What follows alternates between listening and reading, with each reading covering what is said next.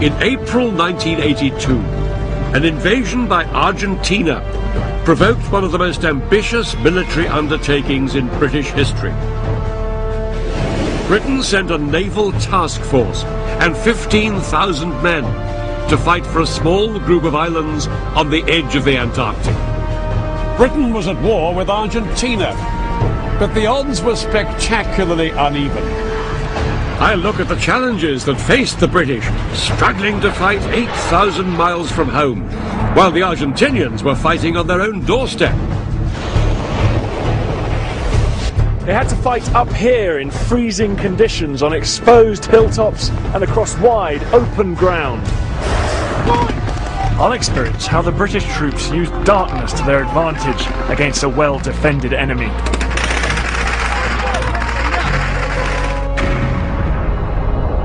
It was one of the most improbable conflicts ever. More than 30,000 men went to war over a group of barren and windswept islands that were home to only 2,000 people. This is the story of the battle for the Falklands.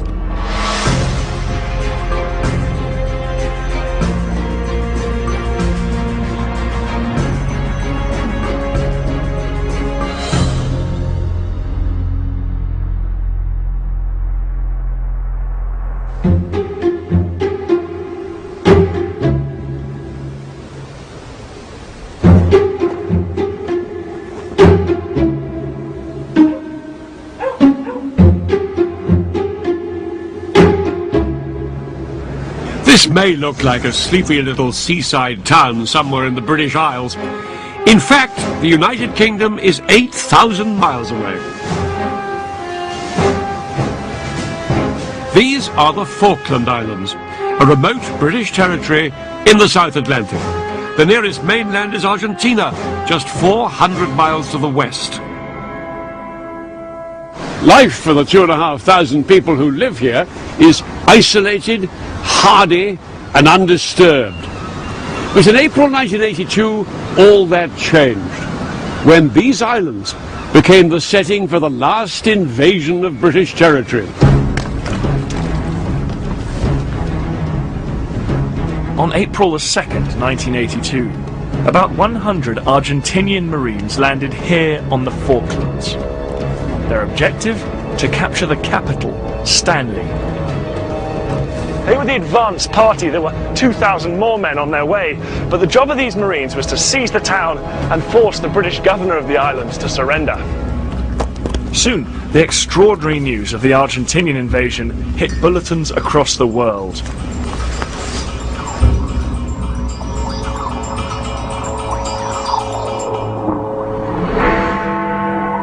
The Falkland Islands, the British colony in the South Atlantic, has fallen, but that's what Argentina is saying. It claims its Marines went ashore as a spearhead this morning to capture key targets, including the capital, Port Stanley.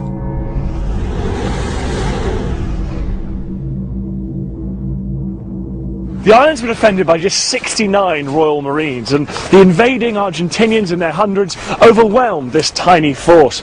They moved up here and surrounded Government House, demanding the surrender of the Falkland Islands. As Argentinian armoured vehicles rolled towards Government House, a firefight broke out.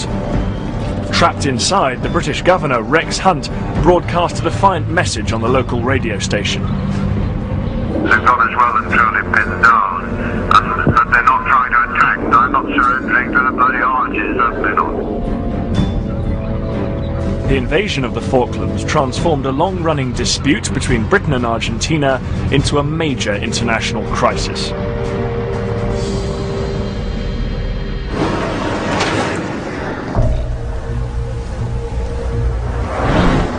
For 2 centuries, both countries have claimed the Falklands. The Argentinians did control the islands for nearly a decade, until 1833, when the British expelled them. Britain has governed the Falklands ever since. The Argentinians call the islands the Malvinas, and they tried to persuade the British to give them up.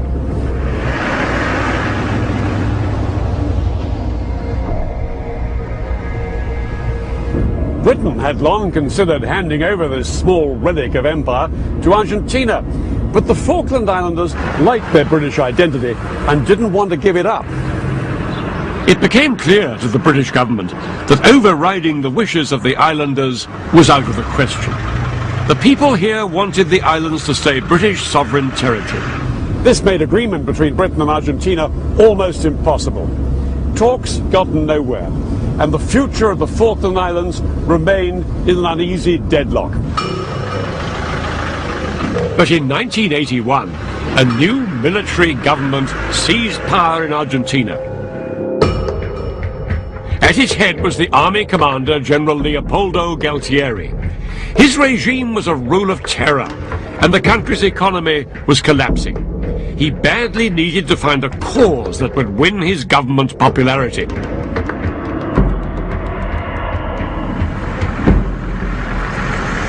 There was one issue Galtieri knew his people cared passionately about: their claim to the Falkland Islands. Galtieri would unite the Argentinian nation by seizing the Falkland Islands from Britain by force. It looked like the perfect answer to his problems. And on April the 2nd, 1982, Galtieri's repossession of the Falklands was going exactly to plan.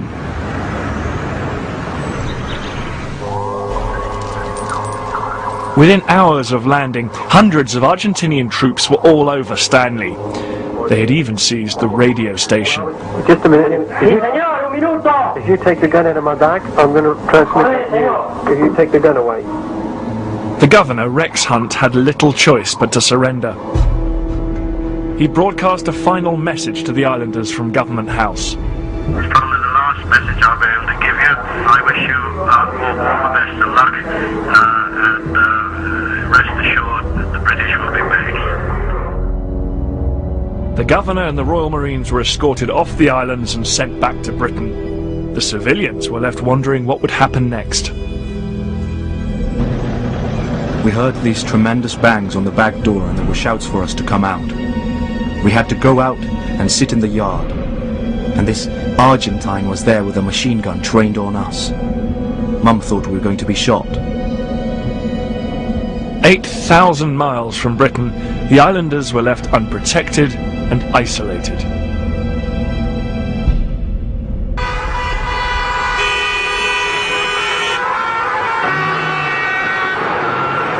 When the news of the British surrender hit Buenos Aires that afternoon, 200,000 Argentinians poured into the main square, wildly applauding the liberation of the Islas Malvinas. Galtieri's plan had worked.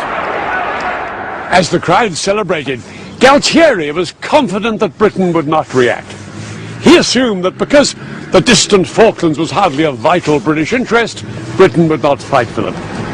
But Galtieri was making one crucial error. He'd seriously underestimated Britain's Prime Minister, Margaret Thatcher. In 1982, Britain's first female Prime Minister was governing a country in trouble. Britain was in recession. Unemployment had just passed the 3 million mark, and there'd been some of the worst rioting of the 20th century. But Thatcher was a formidable character. She knew that to hesitate could spell doom for her unpopular government.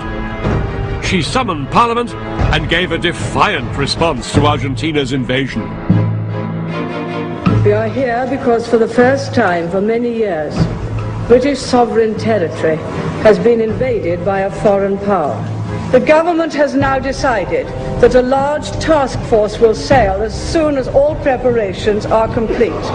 HMS Invincible will be in the lead and will leave port on Monday.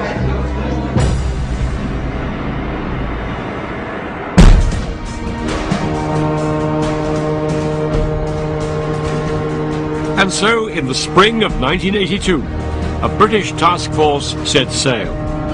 Ahead lay an 8,000-mile journey across the Atlantic Ocean to the Falkland Islands.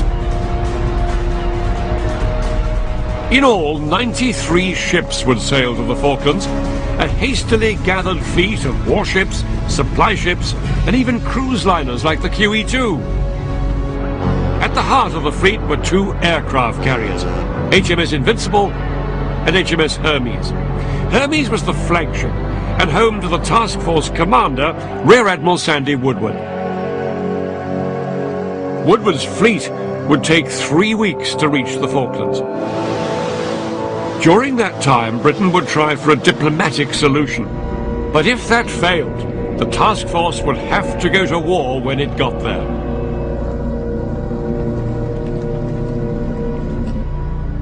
By April the 17th, the first wave of the task force had sailed right down into the South Atlantic and was just off Ascension Island, the nearest British base to the Falklands.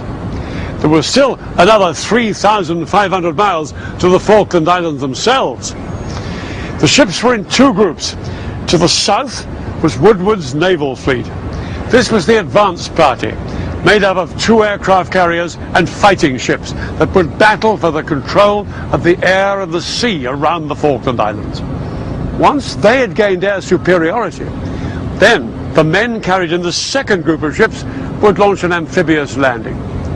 The only way to win back the Falklands would be to have troops fighting on the ground there. As the fleet sailed south, United Nations and US diplomats tried for a peaceful settlement. But by April the 30th, any hope of a diplomatic solution evaporated. Neither side would back down. Neither Britain nor Argentina had officially declared war, but now war seemed inevitable.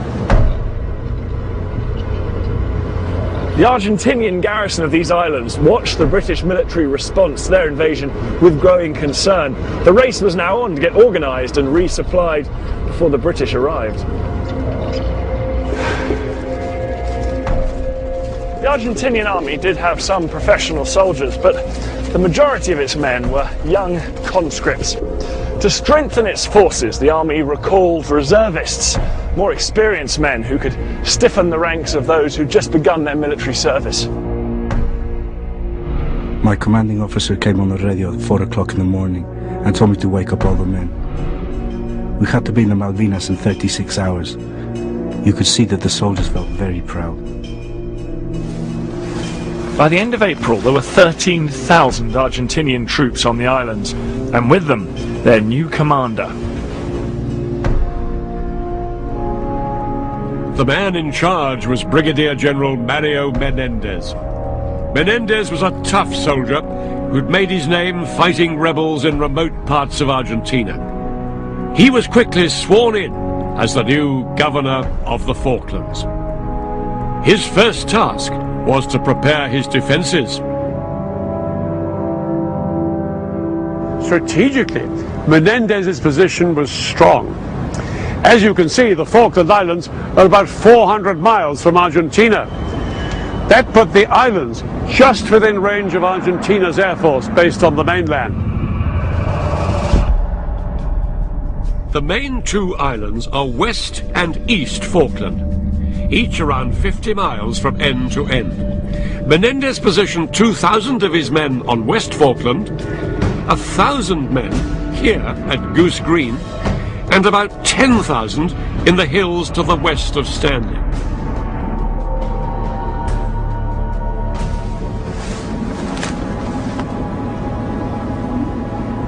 These hills were the Argentinians' last line of defense. But Menendez hoped his ground troops wouldn't have to fight at all. He planned to neutralize the British task force out at sea before they had a chance to set foot on land.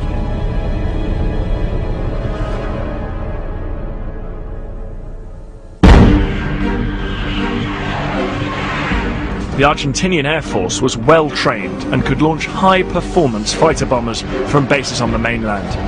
These aircraft could attack the task force once they were within range. Against this force, the British could only take as many fighters as they could fit onto their two aircraft carriers. That was just 34 planes. 34 against nearly 100 Argentinian fighters. This small force was supposed to gain air superiority, protect the British fleet, and prepare the way for the amphibious landings. All this from the confined flight decks of the two carriers as they ploughed through the heaving South Atlantic seas. It was an enormous challenge. On the 1st of May 1982, the Battle for the Falklands began. The first clash between Britain and Argentina was in the air. But despite being the underdog, the British immediately showed they were a force to be reckoned with. There was one thing that the Argentinians hadn't expected.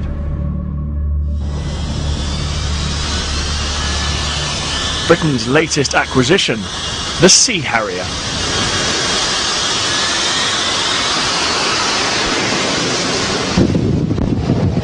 God, you can feel the power of that thing, it's unbelievable. That's what's required to get it off this tiny deck. Whoa!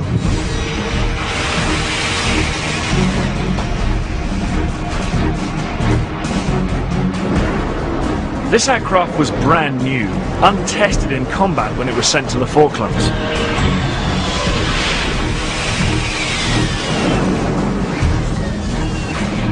Unique in its ability to take off and land vertically and operate from short runways, the Harrier quickly proved it was versatile and extremely reliable.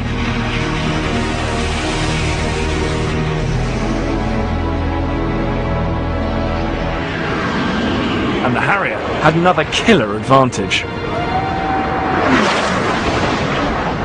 It was armed with the latest air-to-air heat-seeking missile called Sidewinder. 4 Argentinian aircraft were shot down on the first day by Sidewinder. Another 15 would follow. The British seemed to be smashing the Argentinian Air Force, but they could only maintain their advantage in the air while their ships below remained safe.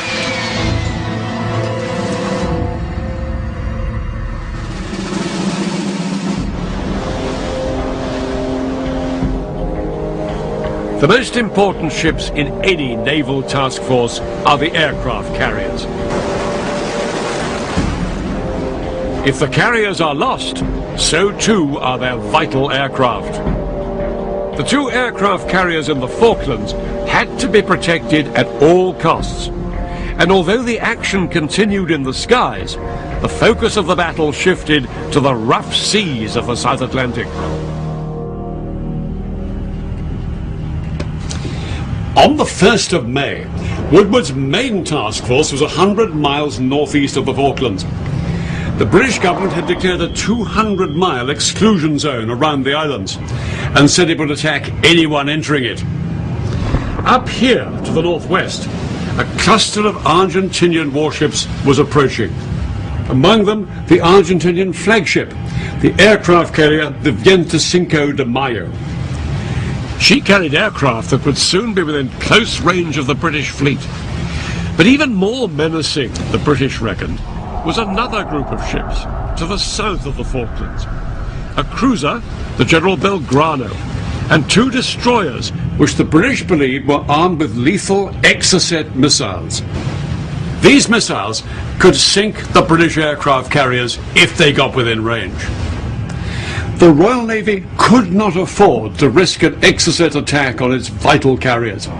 The loss of even one carrier and her combat aircraft could mean defeat. Without both, the British task force would have to withdraw from the fight completely. The Argentinians appeared to be threatening a pincer movement against the British fleet. The carrier, the 25 de Mayo, from the north, and the Belgrano group from the south. The Belgrano group was being tracked by a submerged British submarine, the Conqueror. Conqueror's captain feared that if the Belgrano turned north, it would move into these shallow waters. The Conqueror would struggle to track the ship in the shallow water and risk losing sight of it. The Belgrano might then head for the British fleet and put the task force in grave danger. Beneath the waves, Conqueror's commanding officer saw that the Belgrano was steering an erratic course just outside the exclusion zone. The situation was so critical that the Prime Minister herself was consulted. She gave the order to attack. The Conqueror launched its torpedoes.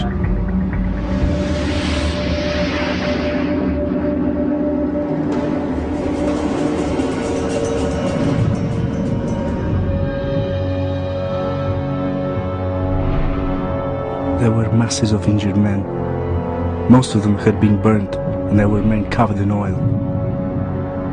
When I got to my life raft, I asked a sailor to come with me again and look for the people that were missing, including the commander. Within 45 minutes, the Belgrano had sunk. Immediately, the entire Argentinian navy, fearful of further submarine attacks, turned round and headed home. The British had scored a huge military success, and Galtieri's plan seemed to be faltering. But he was still able to unleash the weapon the British feared most. The Argentinians had recently bought 5 air-launched exocets. These half-ton missiles could seek out and destroy a ship from over 30 miles away.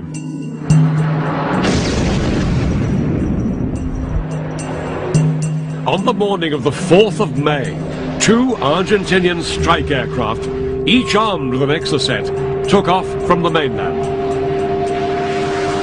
On that particular day in 1982, Woodward posted 3 ships like this as his front line of defense. They were destroyers: HMS Coventry, HMS Glasgow, and HMS Sheffield.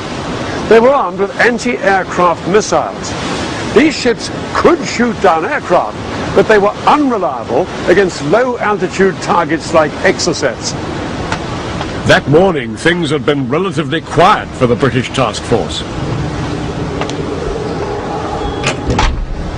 This is Alpha Whiskey, weapons free, Baker 5017, a strength 2. Then, just before 2 o'clock, the Argentinian aircraft were picked up by the radar room on board HMS Glasgow. Glasgow immediately sent an urgent warning to all the other ships and went to full action stations herself. Break! Break! Break! We're going atop the ship. But 20 miles away, on board HMS Sheffield, the scene couldn't have been more different. Here, the ops room wasn't fully manned, and only part of the message from the Glasgow was picked up. But it was worse than that. At that exact moment, HMS Sheffield was using its satellite equipment to send a message back to Britain, and that blocked its radar. The Sheffield couldn't see the Argentinian aircraft approaching. Aircraft now turning inbound at red 100.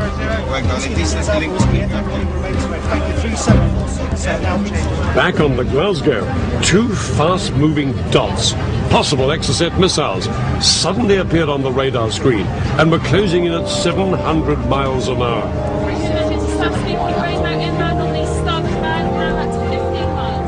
With a mixture of relief and horror, the captain of the Glasgow realized that the missiles were headed not for them, but straight for the Sheffield.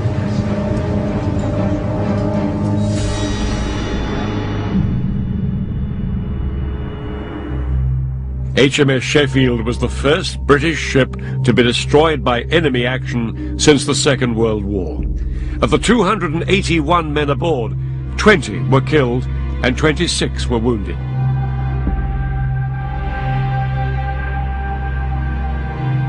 Blood had now been shed on both sides of the conflict.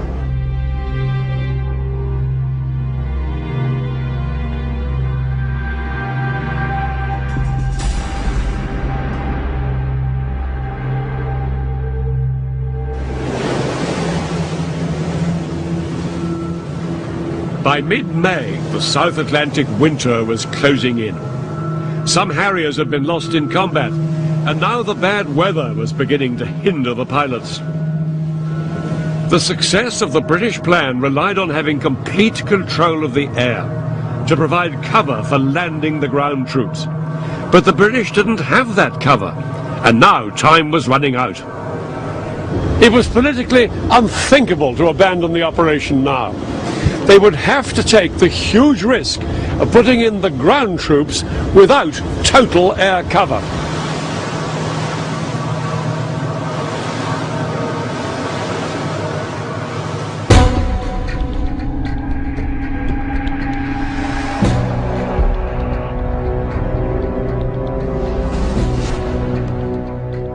On the 18th of May, the second wave of ships, including ferries and the cruise liner the Canberra, arrived just off the Falklands.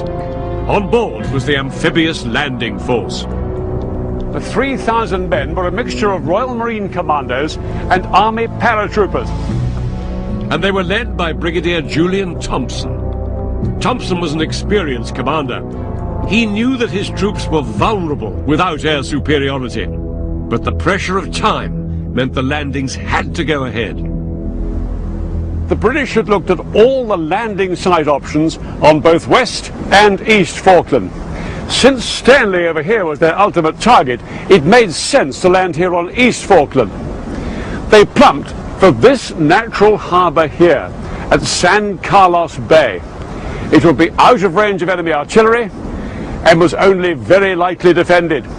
A great advantage for any amphibious landing. And here I am with San Carlos Bay behind me, and that's the entrance over there. That's where the British landing force came in. These hills also offered Thompson's men and ships some protection against low-level air attack. But there was one problem with this landing site. It was a long way from San Carlos here, across to the spot where Thompson knew the decisive battle would be fought. Here in the strongly defended mountains just west of Stanley. Between the two was 50 miles of difficult country. Thompson planned to move his landing force right across the island with a shipment of helicopters that were due to arrive any day. But now the priority was to get his men on dry land as soon as possible.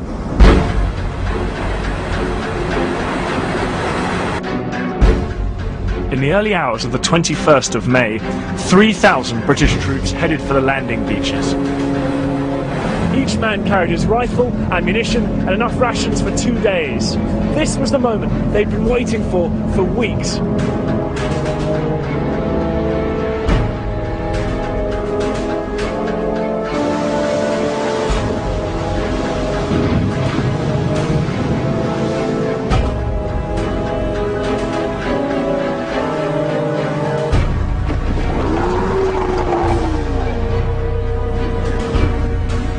Once ashore, the British troops made their way up into the hills and dug themselves into strong positions. One unit, the 2nd Battalion of the Parachute Regiment, known as 2 Para, were based up here on the Sussex Mountains overlooking the bay. It was just a question of time before the Argentinians arrived. The men braced themselves for an air attack. Then, at 10:30, all hell broke loose.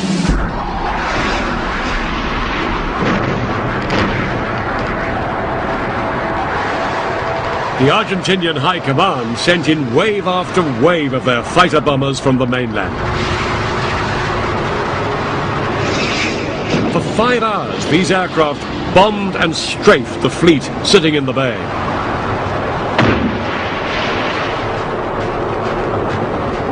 The surrounding hills made it almost impossible for the ship's radars to detect the enemy aircraft. So the British were unable to get a fix on the attacking planes until it was too late. From these positions up here, the Paras had a grandstand view of the action in the bay. All their supplies for the land campaign were still being unloaded from those ships coming under attack. The Paras had to watch helplessly as their lifeline was under fire. By the end of the day, 5 British warships were hit, and one ship, HMS Ardent, was sinking. And the attacks continued on the next day.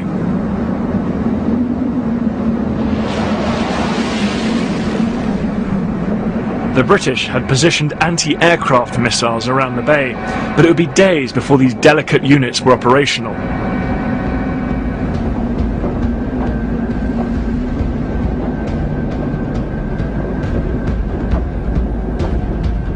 On the water, the men had resorted to strapping machine guns onto the ship's rails in a desperate attempt to hit the low-flying Argentinian jets. More conventional anti-aircraft guns, some operated by sailors as young as 17, did score a few successes. But all these efforts did little to blunt the relentless onslaught of the Argentinian Air Force.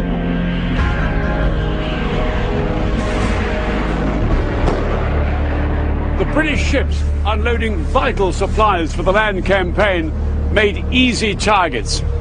On May the 23rd, HMS Antelope, just out there, was the next vessel to take a fatal hit.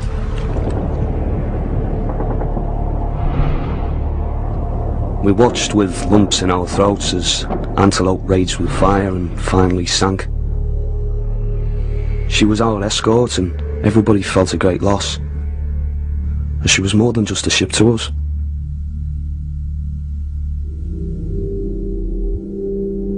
In 4 days, 8 British ships were damaged and 2 sunk. During these attacks, 25 men died and many more were injured. While the British were reeling from the attacks in San Carlos water, the Argentinians were celebrating their triumphs.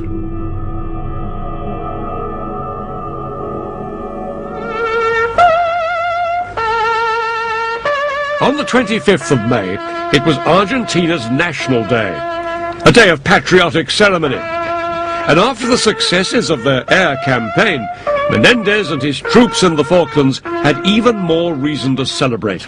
Subordinación y valor! But it wasn't over yet. The Argentinian Air Force was preparing another raid that would hit the British land campaign where it really hurt. A massive container ship, the Atlantic Conveyor, had just arrived from Britain. She was loaded with thousands of tons of supplies, but more importantly, the helicopters needed by the British forces to get them to Stanley. She was preparing to go into San Carlos that night. At 3:36 p.m. on the 25th of May, 2 Argentinian aircraft flying from the mainland picked up the British carrier group just off East Falkland. Once in range, they released their exocets. The missiles locked on to 2 frigates. The ships fired up metal foil to confuse the missiles' radar, and the exocets veered away. But then they found another target, the defenseless Atlantic Conveyor.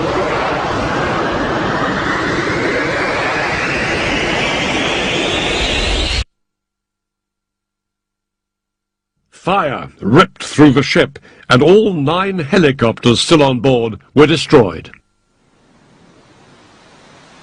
Thompson was relying on them to carry his men across East Falkland to Stanley. At one stroke, most of his transport had now disappeared. Margaret Thatcher wanted Stanley back in British hands quickly, but the main British force was still 50 miles away.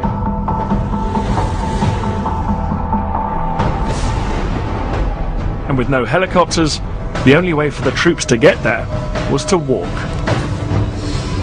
The Marines called it yomping, and this was to be one of the classic yomps of all time.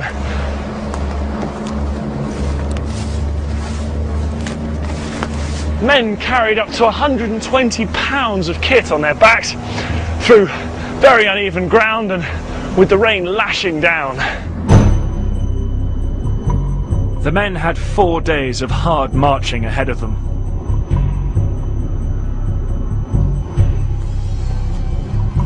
And at the end of this slog, they would have to fight a battle. The British main force of 2,000 men were on the move to Stanley. But one unit of around 500 men was going in a completely different direction. The men of Tupara weren't heading east towards Stanley, they were heading south towards a settlement that was heavily garrisoned by Argentinian troops. They had been ordered to win a quick and morale-boosting victory, but the battle that lay ahead of them wouldn't go as planned. The name of the settlement was Goose Green.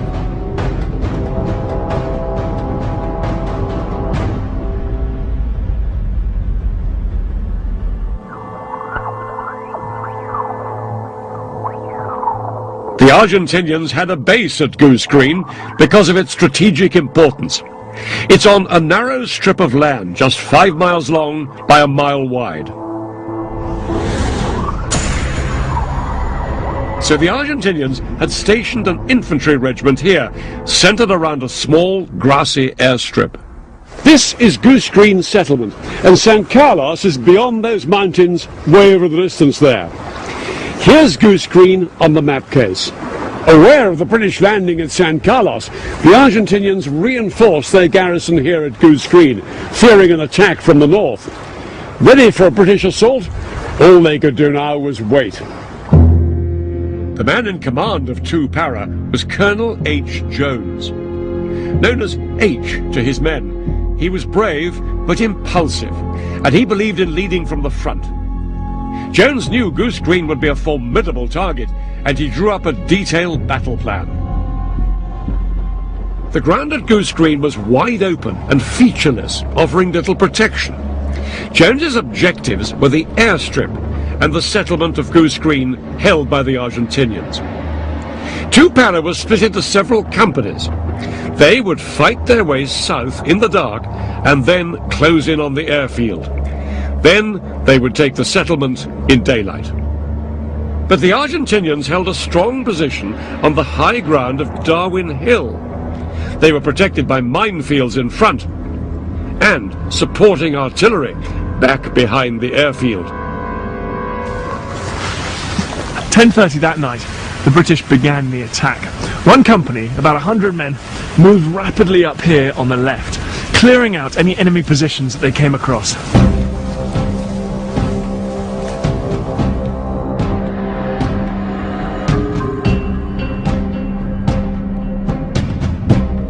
Two Para were making good progress until they reached this spot on the north side of Darwin Hill.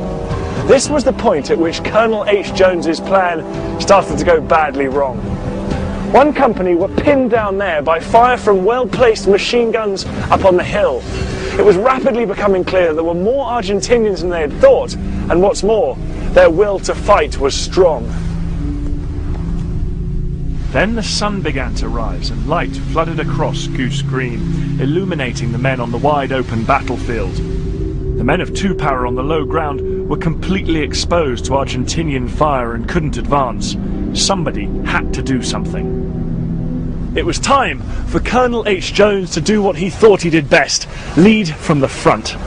He identified an isolated Argentinian position just up there that he thought he could take out on his own. Clutching his submachine gun, he charged up the hill, but immediately withering fire broke out from this hill up there, other Argentinian positions.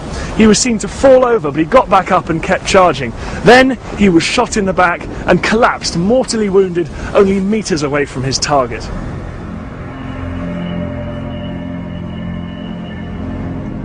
This memorial marks where Jones fell.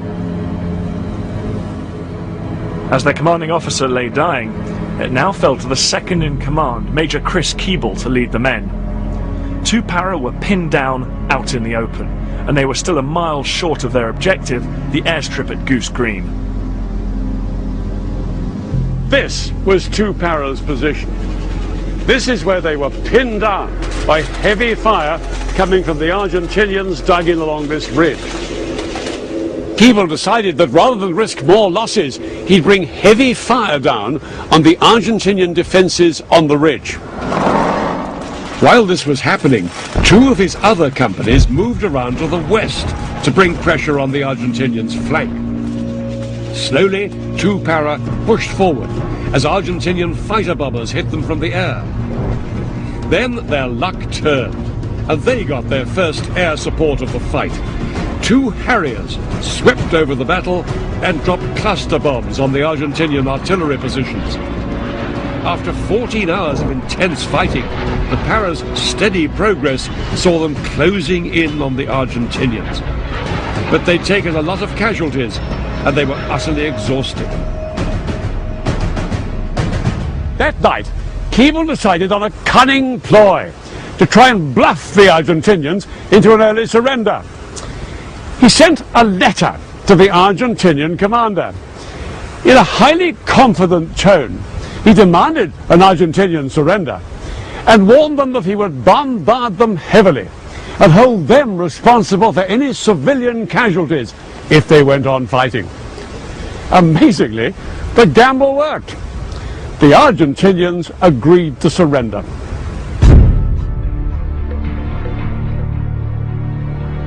The next day, the Paras were astonished to see over 900 Argentinians, nearly twice their own number and nearly 3 times more than they had expected, lay down their weapons.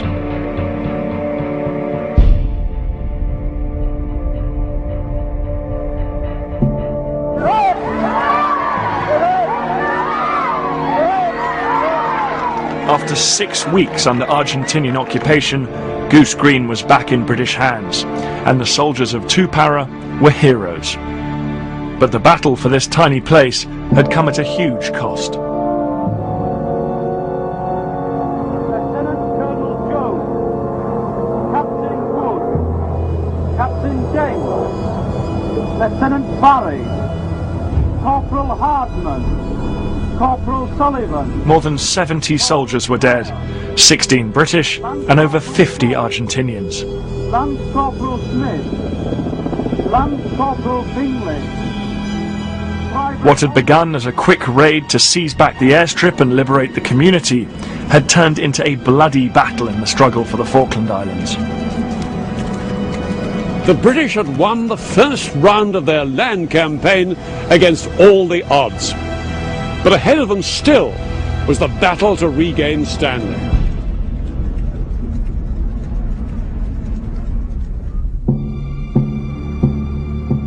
While Para had been fighting at Goose Green, the main British force had crossed the island and was now just 12 miles from the capital. But the soldiers knew they faced a tough fight between them and Stanley. We've got to take Stanley. No stopping us now, I don't reckon. Got to get it done fast, so the only way to do it is get in there. Do you have any feelings of apprehension, though? Oh yes, definitely. Without a shadow of a doubt. Everything seemed to be going to plan. But then the British campaign suffered a massive blow. What followed was the largest single British loss of life in the war.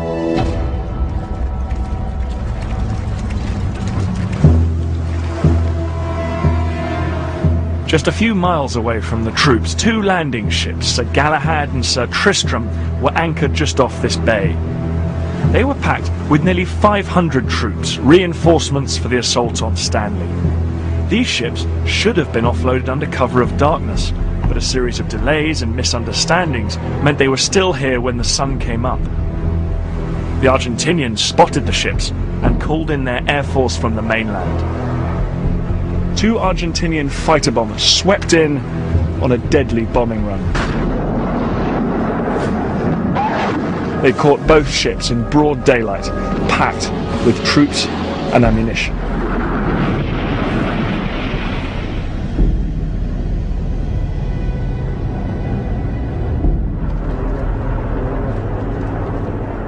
"49 men were killed and a further 115 injured in the disaster.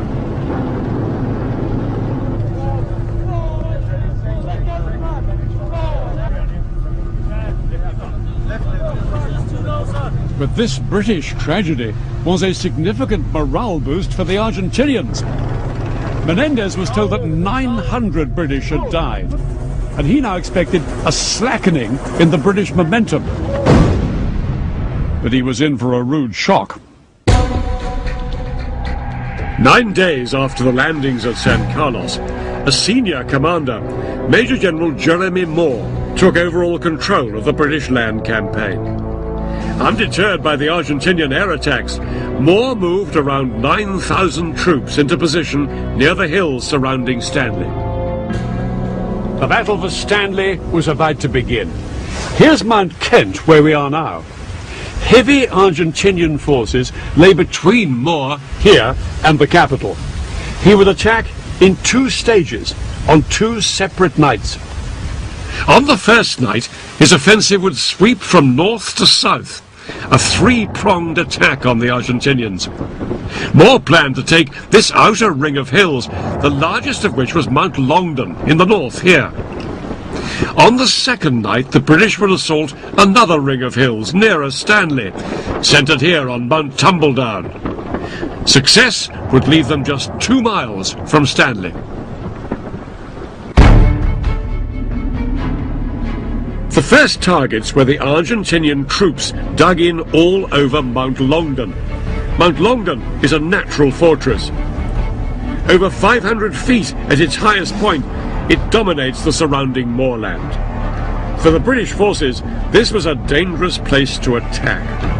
And after their experiences at Goose Green, they didn't want their troops caught advancing in the open terrain in daylight. So they made a key decision. All the battles to retake Stanley would be fought at night. Night fighting is a highly effective strategy. Every soldier in the British forces has to be as good at fighting in the dark as in daylight. I joined the British Army on a training exercise to experience what it's like.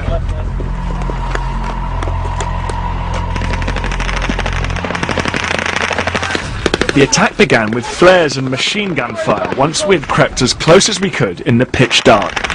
It's incredibly noisy and it's actually quite bewildering. Just moving around in these conditions is very difficult. You're weighed down by your equipment. There's people tripping over, falling in the frozen stream and turning ankles. The enemy is not the only challenge in this dark and difficult terrain. Despite how hard it is to operate in the dark, it's imperative that the attacking troops don't get pinned down. At the moment, the most important thing is we've got our attack.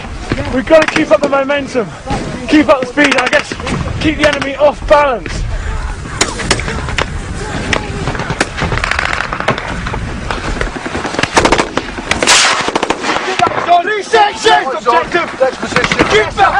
We're about to go over this rise now, and interestingly, the commander here is constantly telling everyone what's going on in the rest of the battlefield. Even though it's only 50 or 100 metres away, it's very confusing in the dark. We can just hear firing and lots of shouting.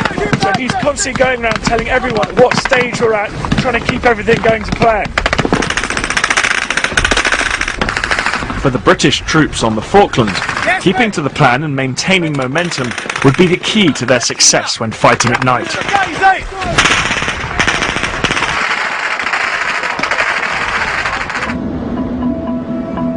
At 8 p.m. on the 11th of June, the British forces began their attack on Mount Longdon.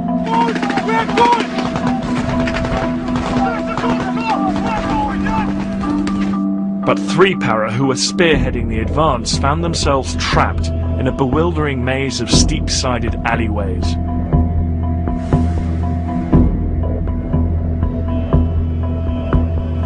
These narrow gullies here channeled the men into the killing grounds of the Argentinian machine gunners and snipers up above. Then grenades were rolled down in amongst them.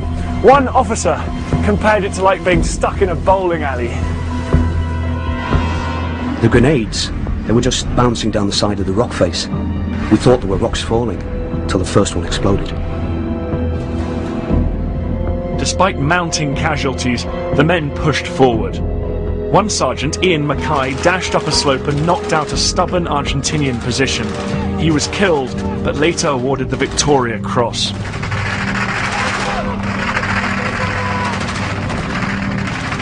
For 7 hours, the British forces battled their way up Mount Longdon. Their assault was just too forceful for the Argentinians to hold off. So desperate were the Argentinians to smash the British attack that Menendez risked his own men's lives by ordering his own artillery to bring down fire on their own positions here on Mount Longdon. But it didn't do any good. By 6:30 a.m., the British had captured the mountain.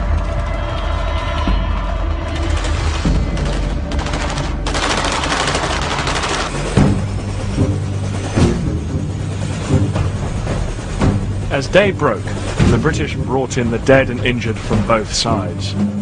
Most of the Argentinian casualties and prisoners were conscript soldiers, young men drafted into the army. While these soldiers had fought well, many of them were worn down by the conditions before the battle had begun. Some of them were even captured in their positions, like this one, huddled up in their sleeping bags trying to escape the battle and the cold. I am tired, cold, unhappy. I swear that I can't take it anymore, even though this is my duty as a man and a soldier of the fatherland. Although this had been a bloody battle for both sides, the British attacks had taken all the high ground they'd planned to on the first night. But another night's fighting still lay ahead. Of the remaining mountains that had to be captured on the second night, by far the most vital was that one over there. That's Tumbledown, the last major obstacle between the British and Stanley. The men charged with recapturing Tumbledown were the 2nd Battalion of the Scots Guards. Just 8 weeks earlier, they'd been on ceremonial duties like guarding Buckingham Palace. This would be the first experience of war for many of them, and they now had to confront perhaps the toughest target of the campaign.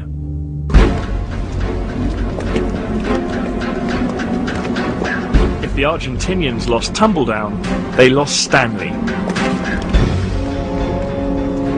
So they'd put their best men up here, the elite 5th Marines. 700 heavily armed crack troops were dug into the protected positions in the caves and rocks high on the mountain.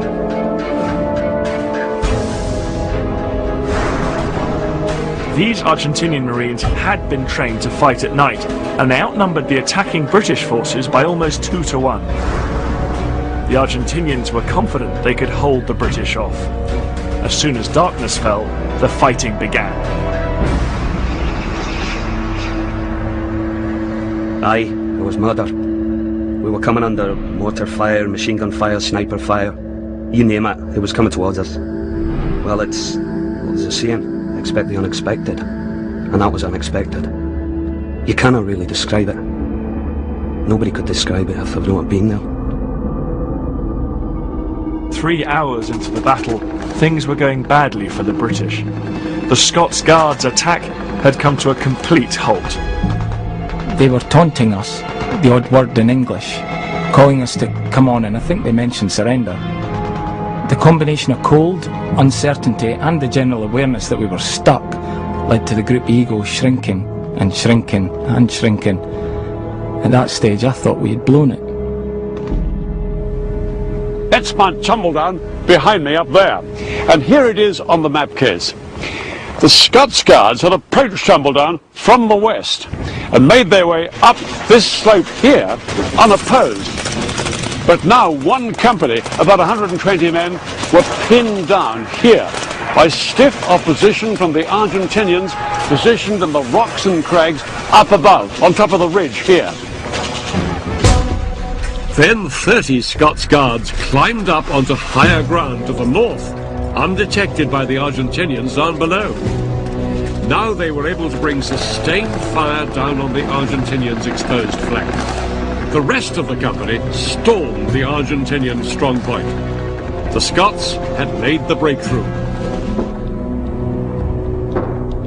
As dawn broke, the battle was still raging on Tumbledown, and the British forces prepared to throw everything they had into the fight for Stanley.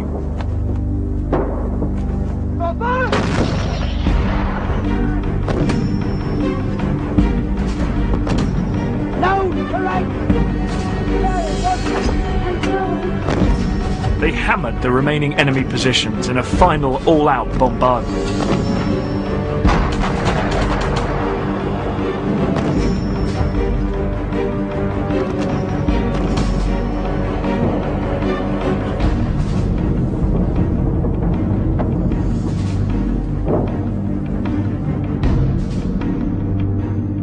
Soon Argentinian troops could be seen fleeing.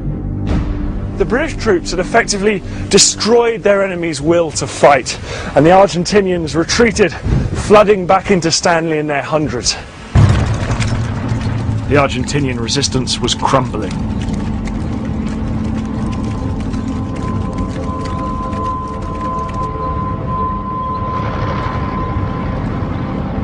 As the demoralized defenders poured into Stanley, the men were heard arguing with their superiors.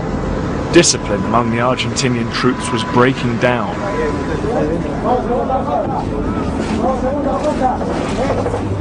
It wasn't long before they were surrounded. And on the 14th of June, the British demanded the Argentinian surrender. Realizing that he had little choice, Menendez accepted. After 2.5 months, the battle for the Falklands was over. Gentlemen, I've just heard that the white flag is flying over Stanley. The Argentinians had occupied Stanley for 74 days. But now, as two para marched into the capital, it was back in British hands.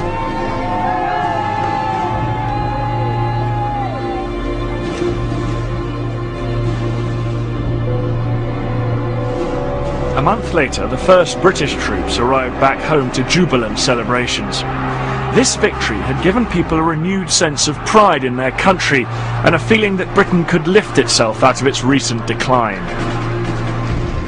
And riding on the crest of this success was Margaret Thatcher. Within a year, she won the general election with a resounding majority. The Iron Lady had cemented her position as a major world leader. In Argentina, the news of the surrender was taken very badly. Far from uniting the people, the war had left the Argentinians furious at the army and the government. Just 3 days after Argentina's defeat, Galtieri was forced from power and military rule collapsed in Argentina. Over in the Falklands, the legacy of this bitter conflict lives on. Nearly 1,000 people died in the war, 252 British servicemen, 3 Falkland Islanders, and almost 700 Argentinians. After the war, the British government offered to return the bodies of the Argentinian dead to Argentina for burial, but their government refused. They said that these islands were part of Argentina and the bodies would remain here.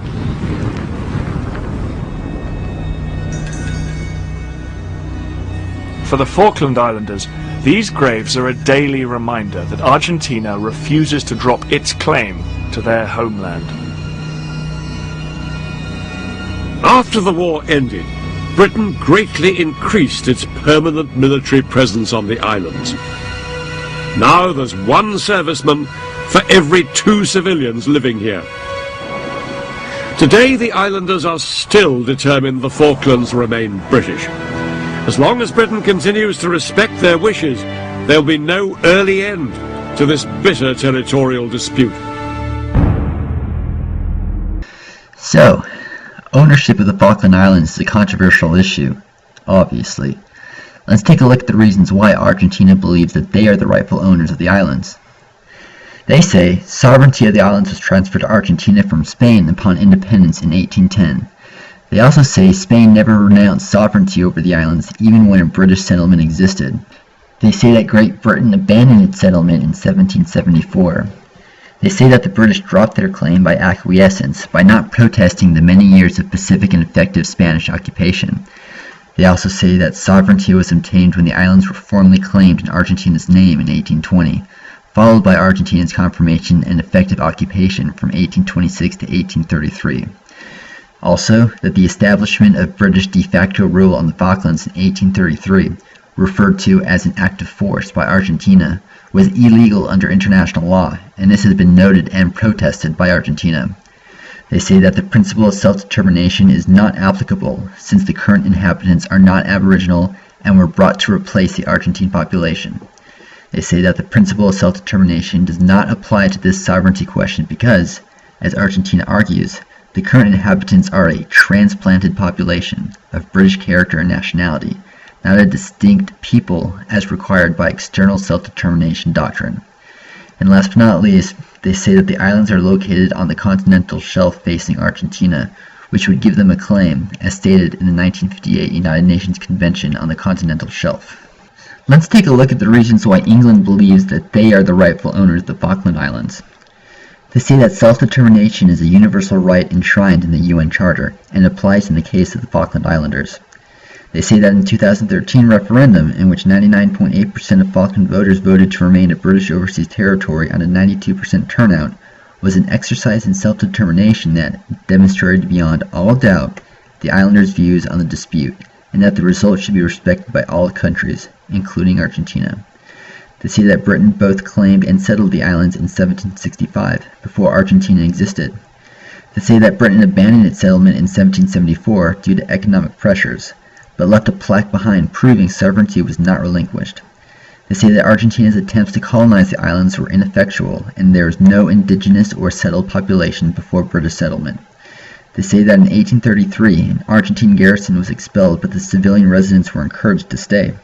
They say that the islands have been continuously and peacefully occupied by the UK since 1833, with the exception of the 2 months of illegal occupation by Argentina, i.e., the war, and also that Argentine leaders indicated in the 1860s that there was no dispute between Argentina and Britain, and that Argentine maps printed between 1850 and 1884 did not show the island as part of Argentina. So those are some of the reasons, not all the reasons, but some of the reasons why each country claims ownership to the Falkland Islands, or the Malvinas Islands, I guess, if you're Argentinian. So I'm just curious what your thoughts are on the matter. Try not to get too heated, but yeah, I'm just curious what your thoughts are. If you have any rational thoughts as to why either country should have ownership. Alright.